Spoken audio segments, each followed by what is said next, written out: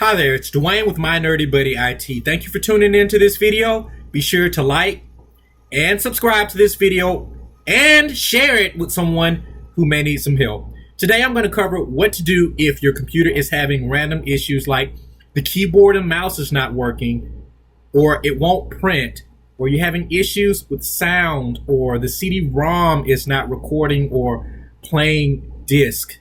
So let's get right into it. The first thing you're going to do is you're going to click the start button, and once you click the start button, type in the word device manager. And once you get to the device manager, whatever component on your computer is being affected, for the most part, it's going to have some type of warning symbol next to whatever is having an issue. And let's go, for example, with the question that I received today. A friend of mine asked me, did the sound card needed to be replaced on their laptop? And in most cases, the answer is no. What you can do is, if you're having issues with sound, look for all of the sections of the computer that has the word sound. The first thing I would do is start at the top level and tell it to scan for hardware changes. Your computer will automatically look for issues and try to correct them using that method. Also, if that fails, you can tell it to update driver. Choose the option that will allow your computer to automatically search for the drivers. Now, this process can take kind of a minute or two, and it's quite longer than a minute or two depending on your internet connection. This can take a while to do. So make sure your computer is fully charged and plugged into a wall while you're doing these steps. After your computer searches for drivers, if it finds a driver update out on the web, it'll apply that driver, fix your computer, and then it will ask for a restart. Now, there are other options you can use, but those are the two safest, quickest methods I would use for troubleshooting an issue. And let me go back over this one more time. So if you have an issue, today's issue was about sound. Generally, there's going to be some type of warning symbol or exclamation point next to the affected area.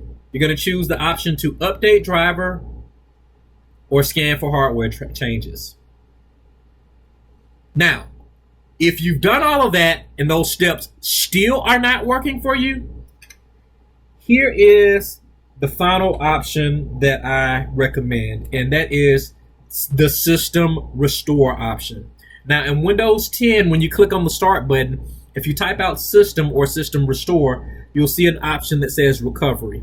On Windows 7 machines, you type out system restore and you'll actually see an option that says system restore.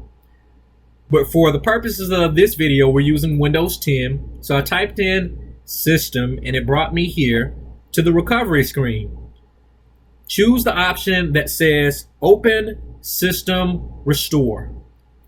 Now, whenever I have a computer issue that I can't figure out what's going on with, this is one of the quick and easy steps that I go to. I try to think of the first or the last day that the issue, kind of gave me some problems, and I choose that date. If I can't think of the date, which most people just can't, because sometimes you just ignore an issue until you have time to deal with it. If you can't think of the exact date when the issue happened, choose the earliest date you can think of in your head when the device worked properly and tell it to restore at that point. Now, don't go too far back, because if you go too far back, you may have to reinstall some applications that you've had in the past. But going, a couple of days back, you should be perfectly fine to do. And once you do that, the computer's going to tell you that this is going to take a moment and it's going to give you all kind of warning signs. For the most part, don't be afraid. You will not lose any saved documents or saved files. So again, if you're having a problem with your computer, click the start button, go to the device manager, look at the expanded list of devices, and generally your computer is going to tell you which device is actually affected. So here at the device manager, we're going to open that up, and this is the listing of all the devices that are installed on my computer. Now, I don't have any warning issues on my computer because thankfully everything works for now. And you're going to choose the option to scan for hardware changes. If that works, great. If it does not, you're going to expand out the affected device, and it doesn't matter which device you choose because the process is going to be the same. Expand the device out and tell it to update driver. Once you tell it to update driver, tell it to search automatically for updated driver software. If those steps fail, I would go to the start button and type in system restore. And once you get to the system restore option, if I could spell, if you get to the system restore option, it's going to say system recovery or recovery in Windows 10. You're going to open the system restore option, and you're going to choose just a couple of weeks back or a couple of days back to the point where your computer did work well.